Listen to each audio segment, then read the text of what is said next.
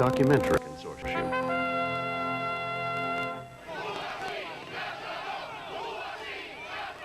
Last month, the passions that have split the United States and Cuba for 30 years spilled into the streets of New York City as anti-Castro protesters confronted a Peace for Cuba rally.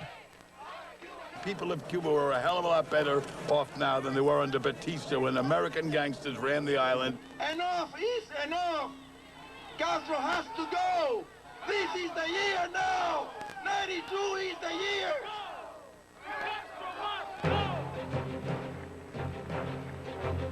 Tonight on Frontline, the rise and fall of Fidel Castro. He had reformed a corrupt Cuba. He was the hero of the world. How was this revolutionary hero transformed into the isolated dictator who has brought his country to the edge of ruin? Right now, the biggest enemy of Fidel is the dictator Castro. He's doing more damage to himself than all his enemies. Tonight on Frontline, the last communist.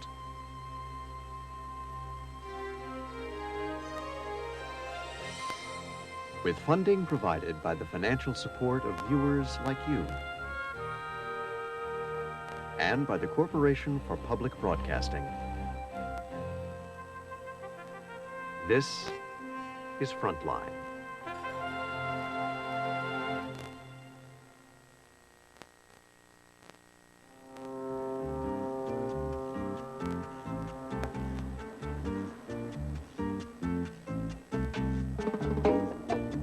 Once, Soviet ships carried 3/4 of Cuba's imports and all of its oil.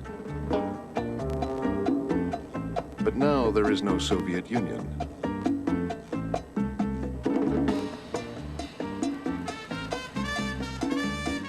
Cuba's lifeline is unraveling. Havana grows more dilapidated every day.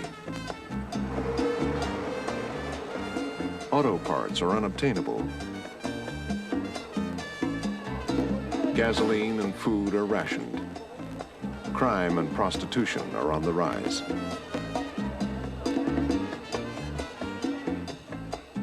Cubans have seen the collapse of communism abroad, but the man who has ruled them for 30 years has not changed his message.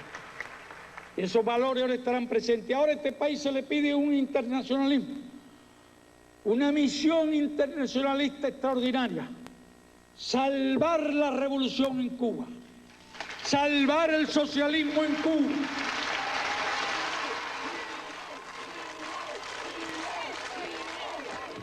"33 years after the Cuban Revolution, Fidel Castro's grip on power has not weakened, and his charisma has not faded.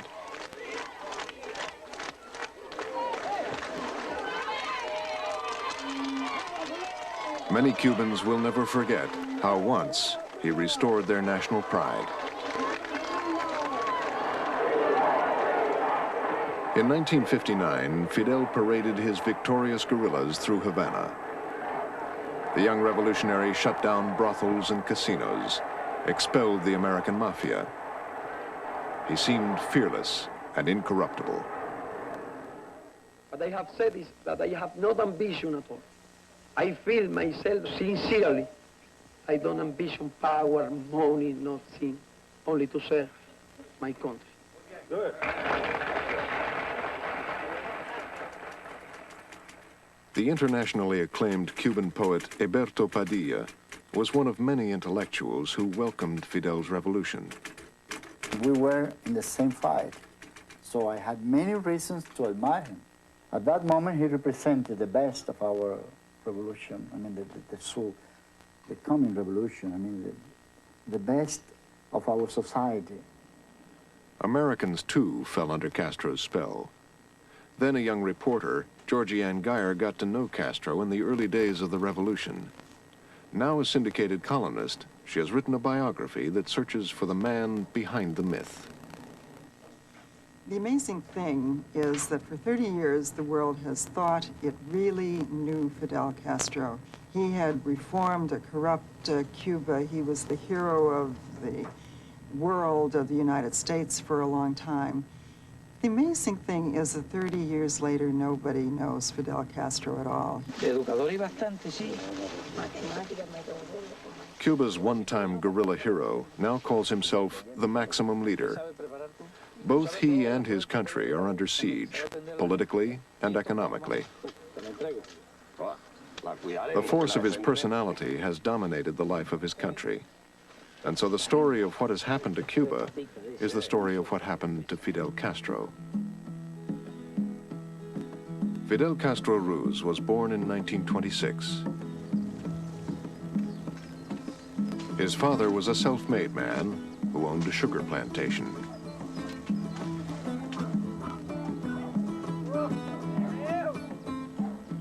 He sold his sugar to the United Fruit Company, which completely dominated the local economy and politics. Well, my father was in the sugar business, and he was the administrador, or the manager, as we say in English, of the United Fruit Company properties in Banas, Oriente, and he went down there when I was a very little girl. My father and his father knew each other when my father first went to Cuba, because his father's colonia, abutted the United Fruit Company property. And in fact, people used to sort of kid about the fact that at night his father would move the fences so as to enlarge his property. A tough, autocratic former soldier from Spain, Angel Castro had an affair with Lina Ruz, the family maid, who gave birth to Fidel. The parents married to legitimize their son. This enabled them to send Fidel to respectable Catholic schools. Among them, Belen College, one of the most prestigious private schools in Cuba. Tall, athletic, and intensely competitive, Castro excelled at sports.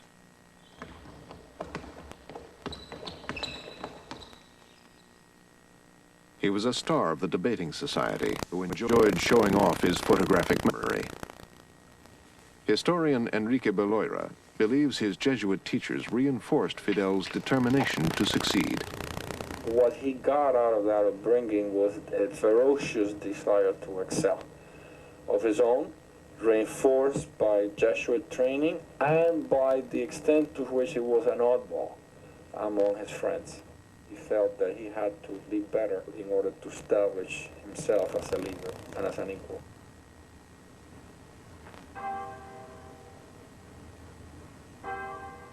Castro's elite Jesuit education seems to have had a powerful effect on his political, if not his religious, development. I think the effect was one that people don't really expect.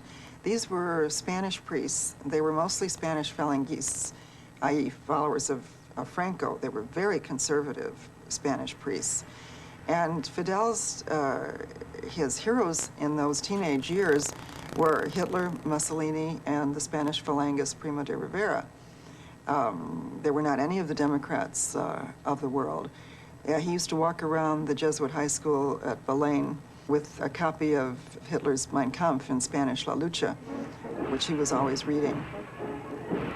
I think he was much more affected by Mussolini than by Hitler. Mussolini was, after all, a Latin leader. Fidel loved his speeches. He got an early tape recorder, one of those ones with just the little wire, and he bought it from a friend of his for quite a bit of money. And he stood for hours in front of the mirror giving Mussolini speeches over and over and over. In Mussolini, specifically, he admired his approach to politics, to real politics, mixing real politics with emotions, for example. That's very Latin, as you know. And I remember when I first heard the Mussolini speech, I said, my God, he speaks in the Fidel Castro way. Adelante con más coraje y con más valor que nunca. Castro was not a fascist, ideologically fascist. He thought that the technique of Mussolini was very useful for any leader in the world to conduct his country. ¡Patria o muerte! ¡Venceremos! During his school vacations, Fidel would return to Oriente, his home province in eastern Cuba. Most of us in our 20s thought he was simply fabulous because he was tall and handsome and good looking and very strong. And they all just swooned over him, even older women. So his charisma has something to do with his sex appeal too, I think. Fidel began courting Mirta Diaz-Balart, whose brother later served in the government of Cuba's dictator, Batista. Mirta liked Fidel to take her to dances held at the United Fruit Social Club. He was not interested in dancing particularly. He thought that was really a waste of time. He just seemed to be a very dedicated person to what his future was going to be. I mean, he wanted to dominate. He wanted to be a politician, and that's where he was going. Castro preferred to talk politics with the older men. Growing up in a United Fruit Company town had convinced him that Cuba was a victim of American colonialism and economic exploitation. He said on a couple of occasions, if I ever get into the top part of politics, and I hope to do that, he said, I'm going to rid the island of all the Americans, because he was very nationalistic. And being very nationalistic, he had this feeling, like a lot of universities, graduates and students in Latin America, being anti-American. In Castro's day, the University of Havana was a hotbed of student activism.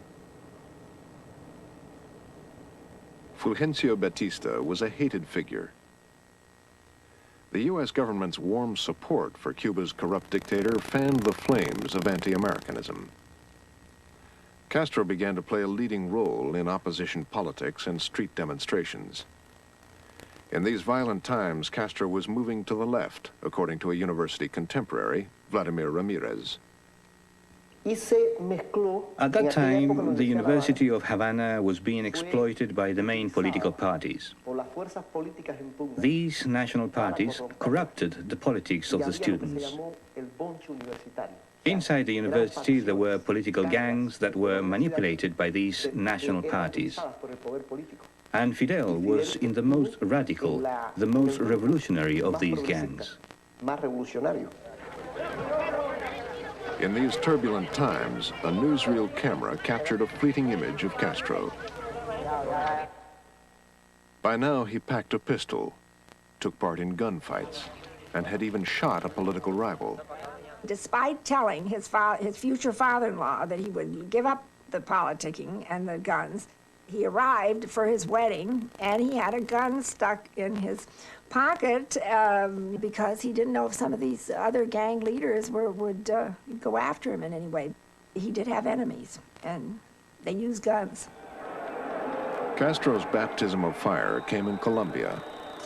He'd gone to Bogota as part of a student delegation and was caught up in an urban revolt.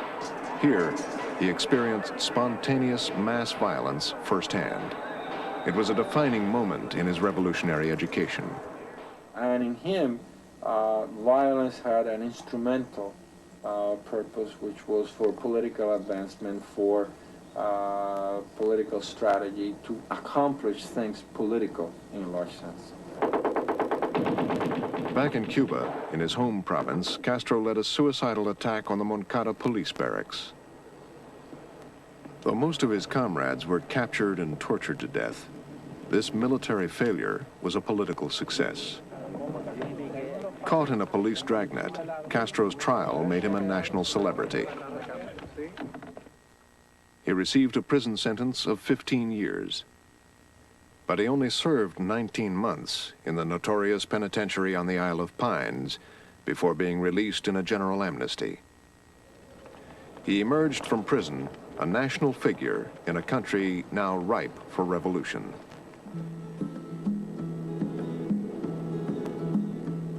Castro took to the mountains of the Sierra Maestra. Here he waged guerrilla warfare on Batista's army and police. Almost immediately, a government ambush killed all but 16 of his comrades. But Fidel was a leader with a genius for propaganda. The humble mimeograph machine and the makeshift radio were all weapons in his armory. Rebel radio made Fidel's voice familiar to Cubans everywhere. Of course, it was very exciting, and it was a very romantic period in the history of Cuba. Wayne Smith was in Cuba during the revolution, and he came to know Castro personally when he was posted to Cuba as the State Department's man in Havana. Everyone was opposed to Batista. He was a dictator, he was corrupt. Then you had this group of young revolutionaries out in the hills who said they were going to change everything. Bring back the Constitution of 1940, free press, elections, all that. It was a matter of Robin Hood against the Sheriff of Nottingham. One of Fidel's followers was a young Argentinian doctor called Che Guevara. The guerrilla maid Marian was Celia Sanchez, Castro's lover and closest confidant. In a letter to Celia, Castro wrote, "I've vowed the Americans will pay dearly for their actions. When this war is over, a much wider war will begin for me, the war that I'm going to wage against them. This will be my true destiny." By the end of 1958, fighting had reached the cities. As Batista fled, Castro prepared to occupy the nation's capital.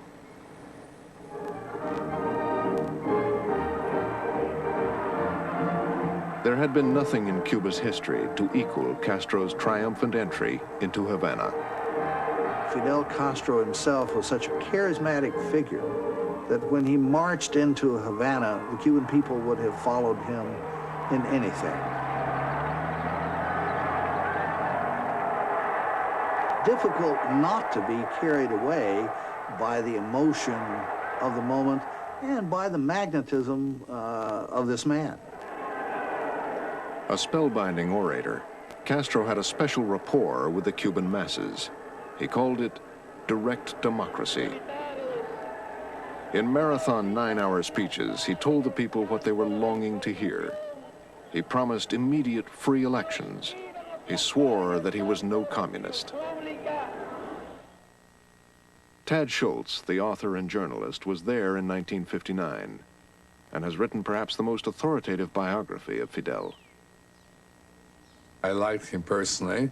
I found him thoughtful, educated, cultured, extremely attractive intellectually and politically, the new man of Latin America, the new man of generations. In 1959, Castro went to Washington, where to politicians and public alike, he presented himself as a dedicated Democrat. He laid a wreath at the statue of Abe Lincoln. He stood in silent homage at the feet of Thomas Jefferson and assured the Washington press corps that freedom of speech was safe in his hands. The first thing the dictators do is finish with us, to establish censorship. There is no doubt about free press is the first enemy of dictatorship. I'm not certain that Castro ever really intended to carry out those promises. That is, promises to hold free elections, to have free press, and so forth. But back in Havana, Castro began to show a ruthless and authoritarian side to his character.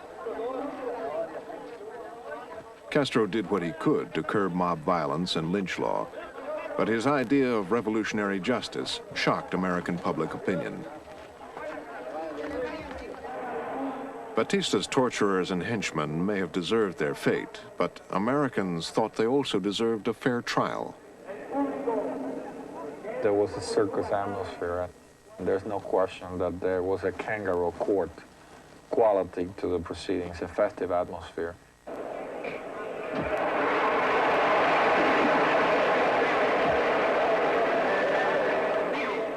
This was no longer business as usual. This was a revolution that was going to put the law, such as he construed it at the time, ahead of anything. It's also an indication of his determination to mete out very severe punishment.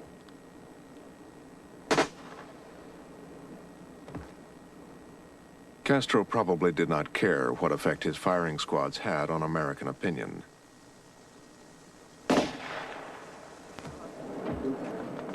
He was already preparing for the wider war he had vowed to fight against the United States.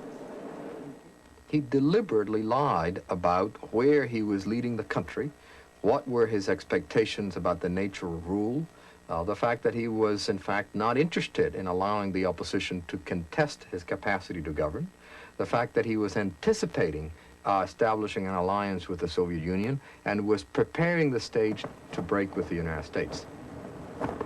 Within months, Castro began to nationalize American businesses. The oil refineries, the banks, and the United Fruit Company. September 1960, Fidel Castro flies into New York at the suggestion of Nikita Khrushchev. The meeting with Khrushchev was a watershed. The two leaders had secret military talks and left no doubt that the Soviet Union would now defend Cuba. Nikita again threatens to rain rockets on any country interfering with Castro's revolution. No doubt now that Fidel has put Cuba behind the Iron Curtain. So he spent a great deal of time in 1959 and in 1960 maneuvering the United States government into stupidity and maneuvering the Cuban public to believe that, in fact, approaching the Soviet Union was the sensible, the good, the patriotic thing to do. These shots were filmed by enemies of Cuba. A handful of bandits has landed on Cuban soil. As this Soviet-made documentary shows, the U.S. was now training Cuban exiles and supporting saboteurs on missions back to Cuba. This is only a reconnaissance unit, but on its heels, the whole machine of aggression may fall on Cuba. These are anxious days for Cuba. The threat of armed aggression hangs over the little island. But covert action by the CIA proved to be a double-edged sword. If the Americans hadn't existed, Castro would have had to invent them. No one has supported Fidel or his dictatorial style, as they call it in the United States, more than U.S. policy.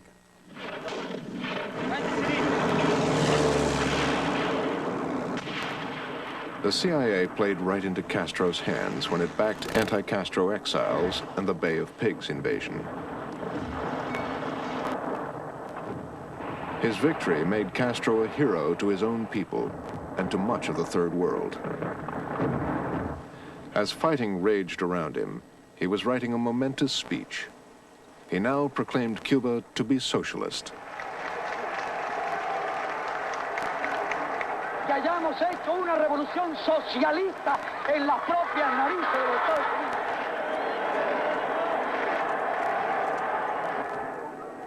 Castro himself has claimed that it was U.S. aggression that made Cuba more radical and forced him into the arms of the Soviets.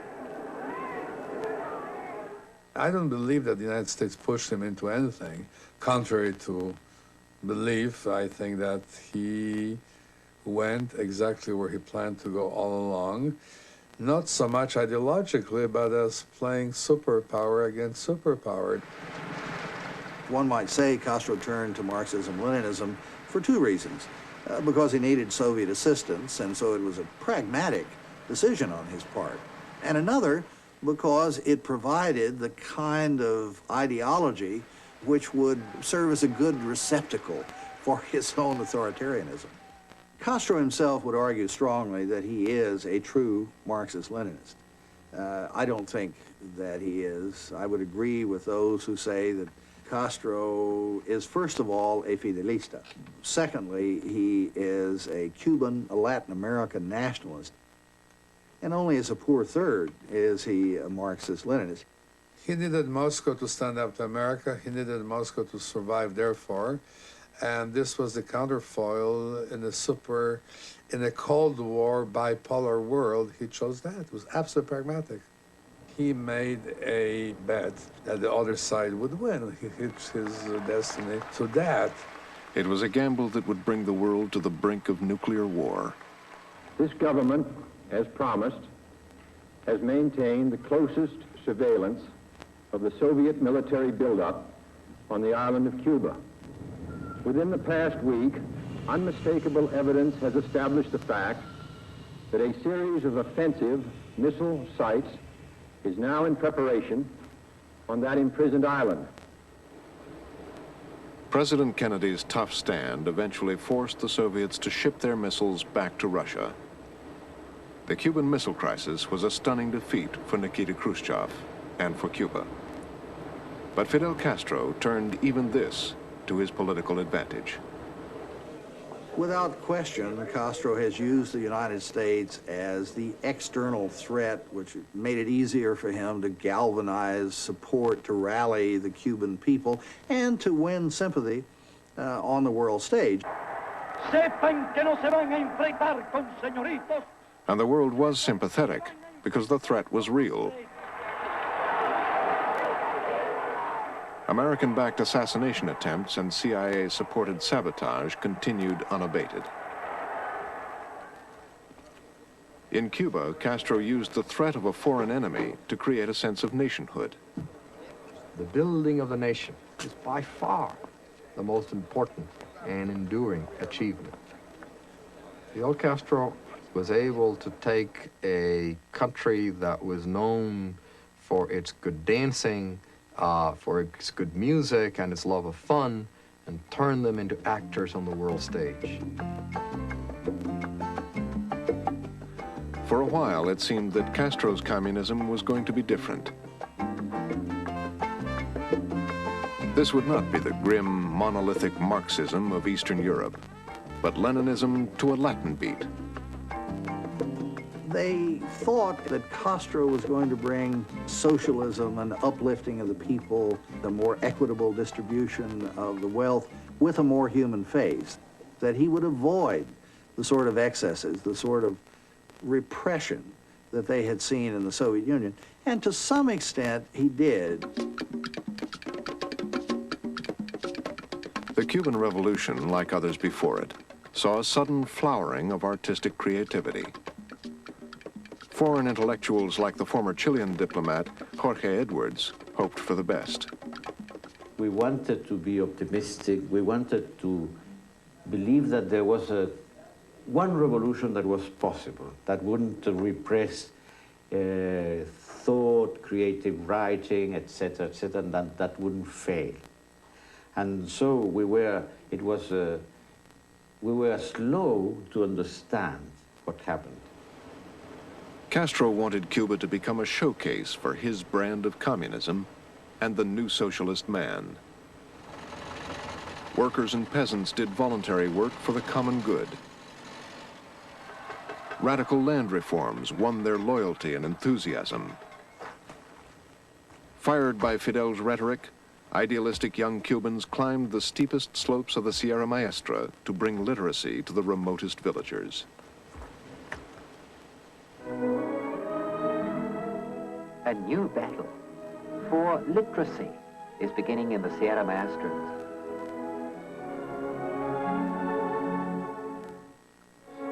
Castro promised a better life, decent homes, the end of hunger and the fear of disease. Up until quite recently, Castro could say, quite honestly, that he had provided the basic material needs to all. Everyone in Cuba had access to education, access to medical care, housing. Everyone had enough to eat. The diet might have been monotonous, no frills, but no one went hungry until quite recently.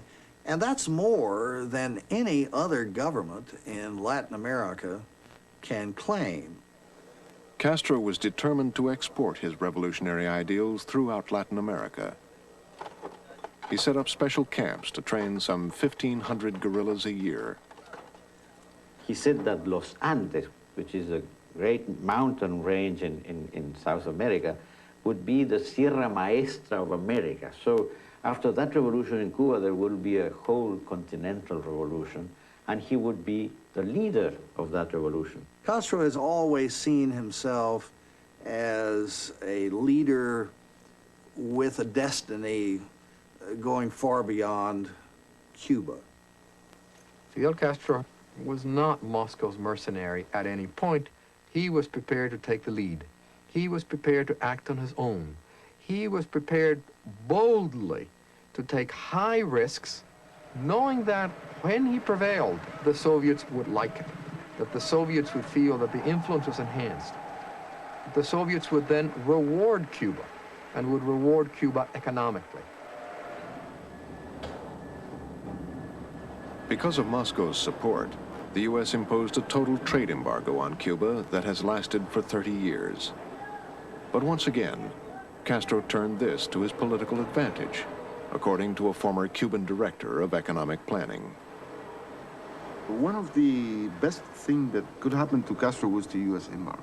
That gave him an eternal excuse for all the bad things that happened in Cuba, that has nothing to do with the embargo, and gave him the possibility to really press the Soviets that they were obliged to supply him all the things in the world because the Americans were so bad. Castro took personal control of the Cuban economy and expected dramatic results. He ordered farm production to grow by 15% a year for 12 years, a rate no other country had ever achieved. He mobilized the nation as if for war and put himself in command. He marshaled whole brigades of tractors and bulldozers and ordered them to plow their way across the island.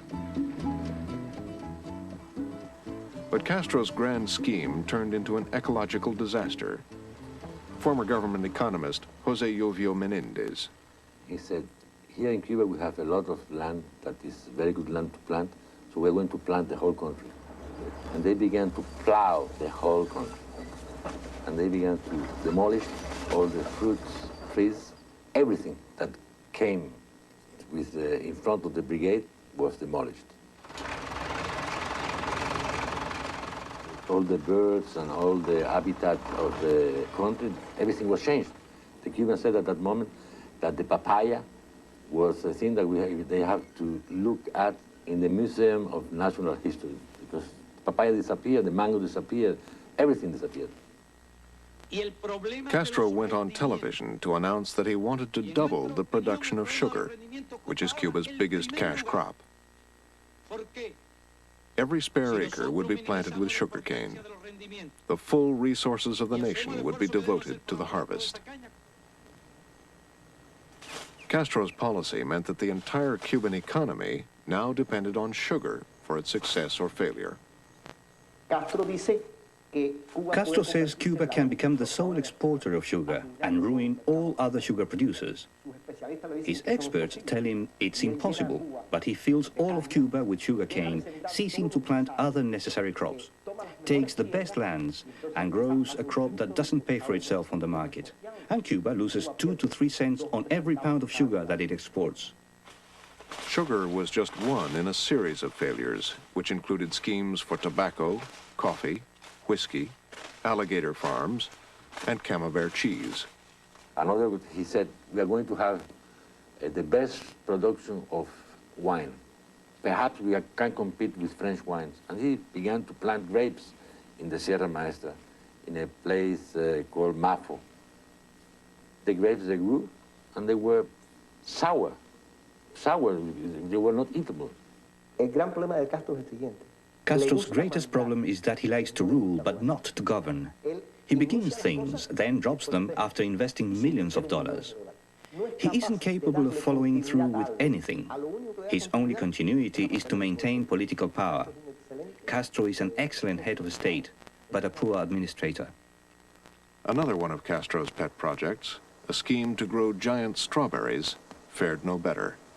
They began to grow and grow and grow. And soon there were strawberries that were this big. But what happened? They were watery. You ate the strawberry and there was no taste. There was no taste, and the plants, they died. Wanting to have the biggest strawberries or the biggest melons is the wish that Cuba ceases to be the Cinderella that it was in the past. Maybe a psychoanalyst would say that Castro has an inferiority complex that he's trying to overcome with these things. Could be. Now, from a political standpoint, the reasons or motivations of a leader are of little importance. The economic consequences for Cuba of the giganticism of Castro have been disastrous.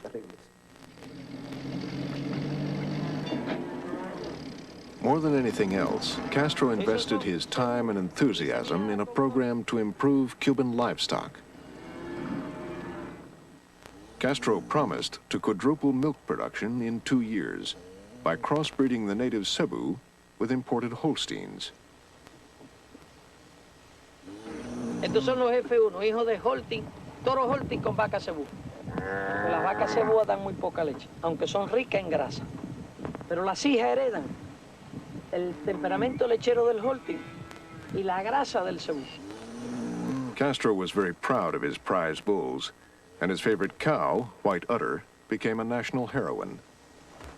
He wanted to impress us with his agricultural developments, you know, the cows he had there that produced more milk than any cow in the history of the humanity and things of this kind. He pretended, for instance, that he could distinguish the taste of the different milks of the different cows.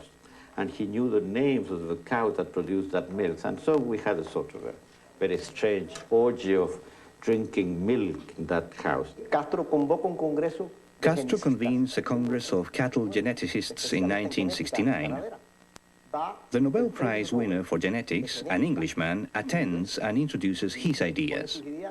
Castro presents his idea of mixing Cuban cattle with Swiss cows in order to produce both meat and milk. The geneticist from England says this is impossible. So Castro boots him out of Cuba, saying he's a counter-revolutionary. Then he goes ahead with the new cattle breeds, creating the F1, F2, and F3 that really do have a strong resistance to the climate, but don't produce either milk or meat.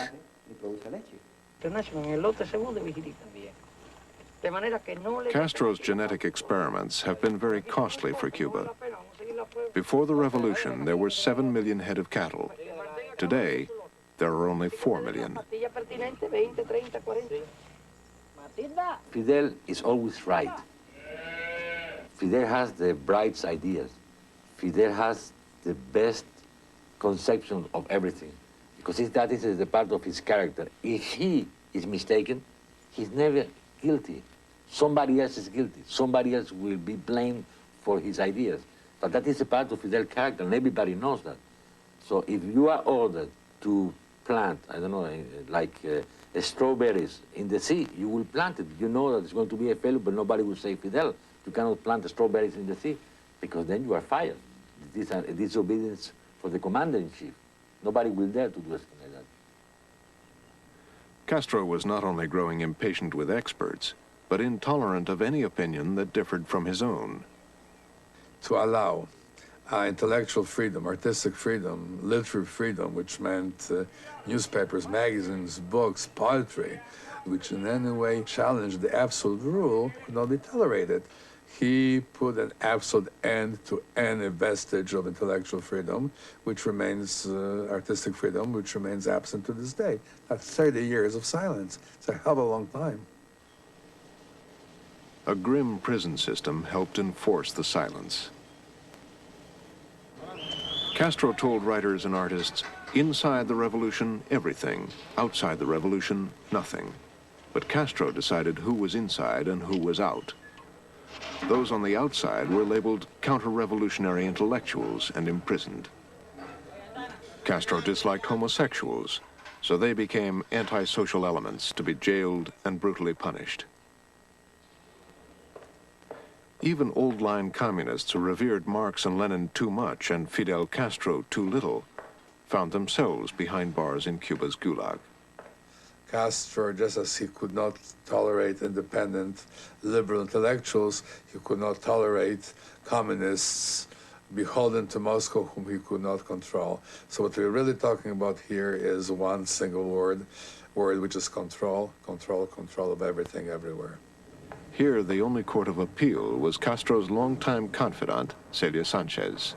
She was the only one who could tell him when he was wrong and say, stop this.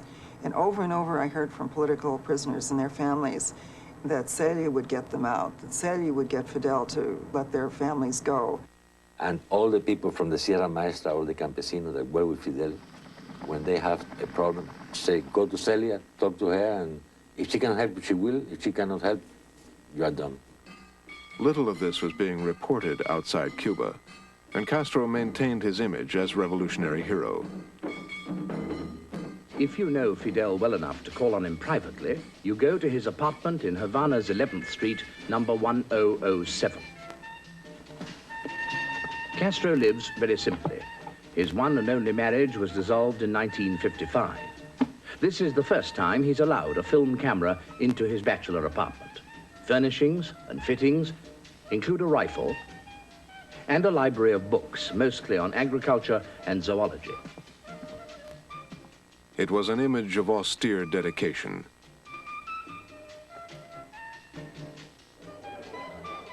But Castro soon acquired a taste for the trappings of power. As he himself once said, for those inside the revolution, everything.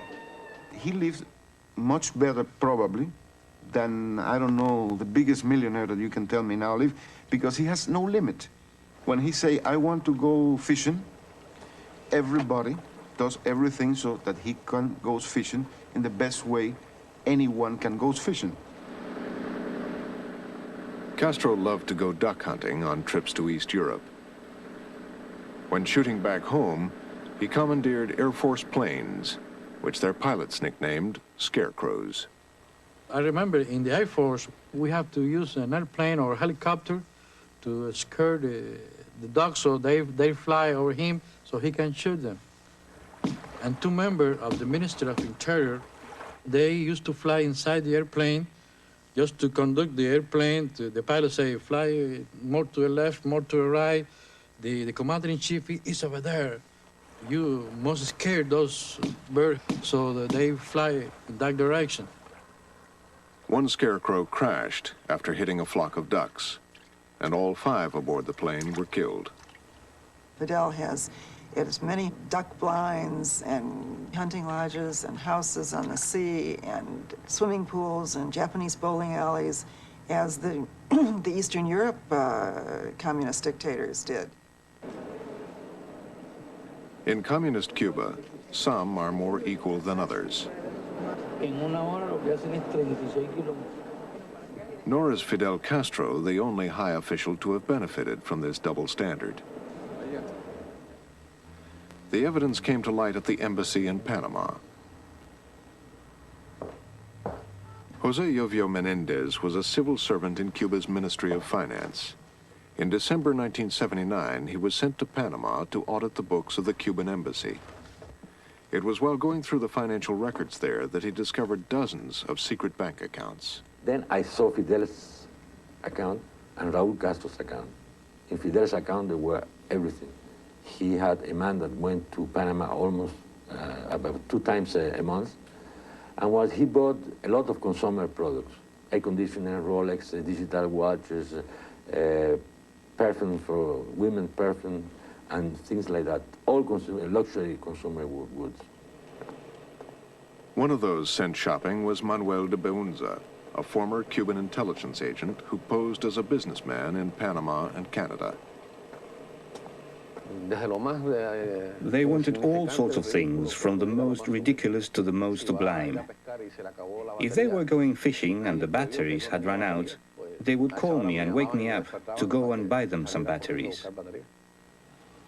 Castro's secret account was spending at least $25,000 a month, mostly on items for women. Other purchases went as presents to members of the ruling elite. The more favored the official, the more prestigious the gift. The members of the political group headed by Fidel and Raúl Castro, the high officials of the army and the security forces, don't live like the people. They live in real capitalism. They don't lack anything that you can have in a democratic society. And they want to live in that way, and they want the people of Cuba to live under socialism. I mean, in a very poor way. The people living here are the Mayimbes. It's an Afro-Caribbean word meaning big shots. Mayimbes have cars, TVs, and air conditioners. One of the things that the people in Cuba resent the most is the difference of life between the Mayimbe and the common worker. When you go to very good neighborhood in Havana, and you see a house that is very well painted. Everybody knows that the Mayimbe lives there. The common people, they don't have the paint to paint the house. Off the main streets and away from the eyes of the common people, Mayimbes have special subsidized restaurants where they pay 1959 prices. Mayimbes have their own shops where ordinary Cubans and TV cameras are not welcome. Mayimbes need no rationing cards. I did not have a rationing card. I could get, you know, from the fishing ministry, fish, lobster, shrimps. I could get from the state farms all the agricultural products that I wanted. Corruption is a manipulative form of government. He has corrupted the pure socialist man of the Caribbean. He has tolerated corruption on lower level of provincial party levels. Why? Because it works for him, or he thinks it works for him, or he rationalizes, or he does not know every detail. Corruption in the Cuban government is much less than corruption in most other governments. But it is there.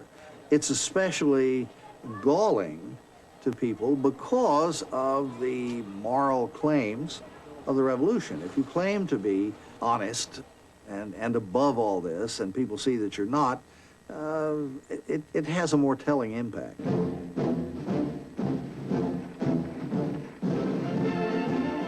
As Cuba's revolutionary ideals faded and the economy faltered, Castro used his armed forces to win a larger role on the international stage.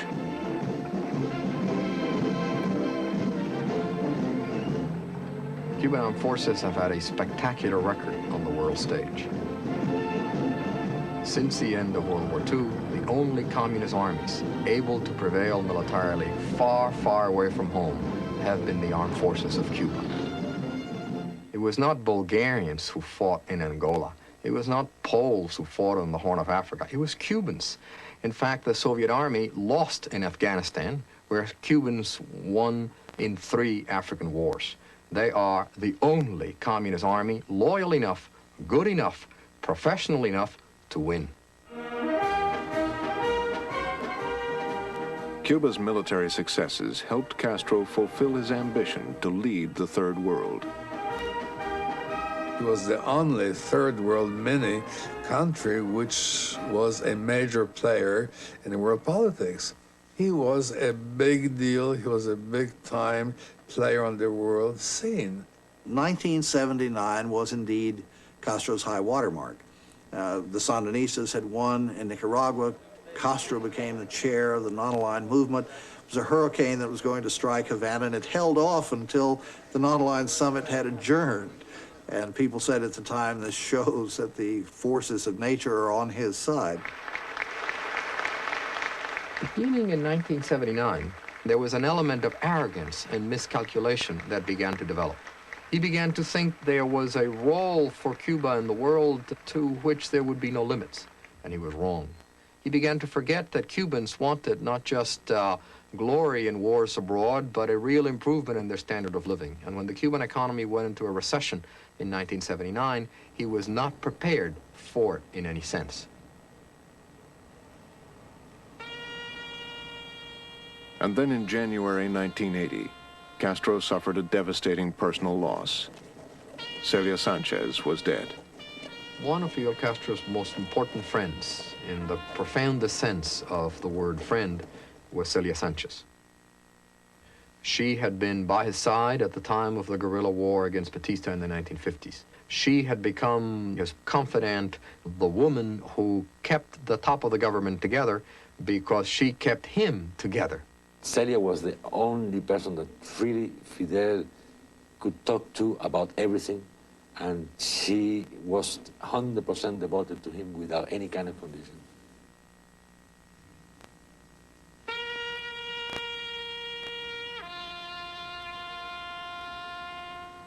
She was the one person that I think he was really capable of caring for.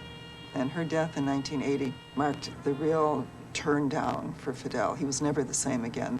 That date to me marks the beginning of his decline. He began to look old. He began to make mistakes. His tactics weren't sharp. his beard grayed. He just really became a different man. He was clearly depressed for a number of weeks. This depression made him unprepared. When thousands of Cubans broke into the Peruvian embassy in Havana in early 1980, unprepared for the events that eventually led to the Mariel exodus, when over 100,000 Cubans came to the United States in a period of a few weeks. Castro tried to embarrass President Carter by mixing criminals and the mentally ill with genuine refugees.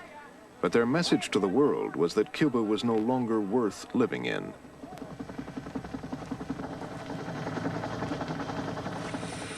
Then the American invasion of Grenada showed that Cubans no longer felt their country was worth dying for.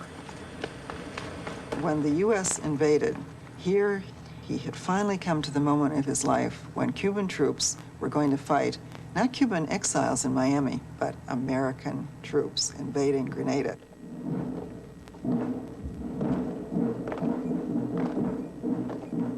He announced to the Cuban people that they had died heroically, that they had died with the Cuban flag around them. And as a matter of fact, they ran. If you look at his face on the television when he was in the Havana airport receiving these troops back from Grenada, it is a gnarled, tormented face like you don't usually see on Fidel Castro. That was the most humiliating moment of his life. Even greater humiliations were in store. Rumors, allegations, and finally hard evidence linked Castro's Cuba to the Colombian drug cartels and the traffic in cocaine. By 1989, the affair could no longer be swept under the carpet, and Havana staged a huge drug trial. Among those tried was Cuba's most successful general, Arnaldo Ochoa. Though evidence that would have implicated Castro was kept out of court, the trial did reveal that many government officials were involved in the drug trade. They included some of Cuba's most important officials. Some even came from Castro's inner circle. Several of the accused claimed they had been following Castro's own orders. But even if Castro was in no way implicated in the corrupt acts, it showed that he was no longer governing Cuba as a responsible ruler who supervised properly the behavior of his chief military officer. It showed a ruler who had lost the right to rule because he was not doing his job. Castro's greatest mistake may have been his failure to understand the historical significance of Mikhail Gorbachev. Castro's answer to perestroika and glasnost was rigidity and repression. Castro hates Gorbachev. I mean, he really hates Gorbachev. Gorbachev's a reformer. Fidel doesn't want to reform. It's the last thing in the world. He's going to be the last communist, even though he never was a communist. He acted on the premise that he could adopt policies that were very different from those being adopted in the Soviet Union, and that somehow it wouldn't matter. And he was wrong. 30 years ago, Castro bet that the Soviet Union would win the Cold War. But when communism collapsed, it left him without trading partners, without military allies, and without political friends. Castro was perhaps the greatest victim of the end of the Cold War because he was no longer relevant. He ceased to be relevant as an international player. Today he's zero as an international player. He's zero in Nicaragua. He's basically zero in El Salvador. He's gone from Africa. So today he's back to the shrunken, pre-imperial, Cuban imperial proportions of the early 60s. The world has changed, but Fidel remains the same, defiant as always, unwilling to change or surrender. Right now, the biggest enemy of Fidel is the dictator Castro. He's doing more damage to himself than all his enemies. Castro today has fulfilled the fate of all leaders. One day, they are the substance of what they rule. Later, they become the stumbling block for those they lead. It's the tragic fate of those that lead. In the countryside around San Cristobal, 30 years of revolution have hardly touched the daily lives of the campesinos, macheteros, and vaqueros. Now Castro is counting on their traditional skills to save his revolution when the oil and power supplies run out. So ox carts are replacing trucks and tractors. And old-timers grind corn by hand. This is Castro's plan for Cuba's survival. It is the Cuba Fidel knew as a child. His revolution has come full circle. Y que tengamos siempre una patria digna, una patria independiente, y no una colonia yanqui. Hay que salvar la patria. Hay que salvar la revolución. Hay que salvar el socialismo. Esa es la tarea a la cual invitamos hoy a los 7,5 millones de sederistas. Socialismo o muerte.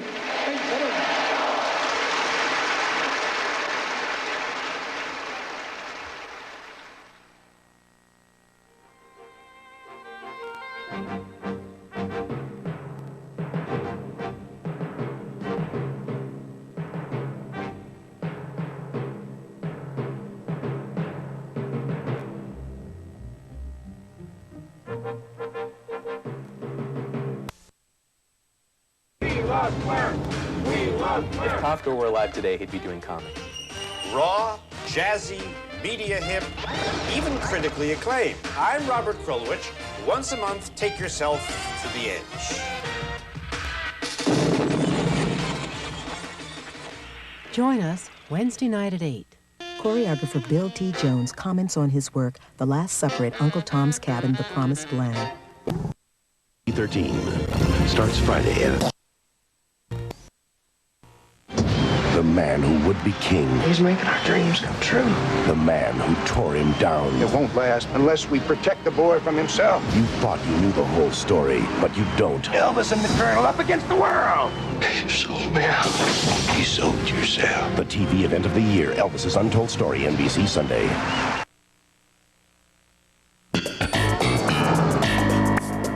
I don't understand. The show's delayed. Why? I don't know.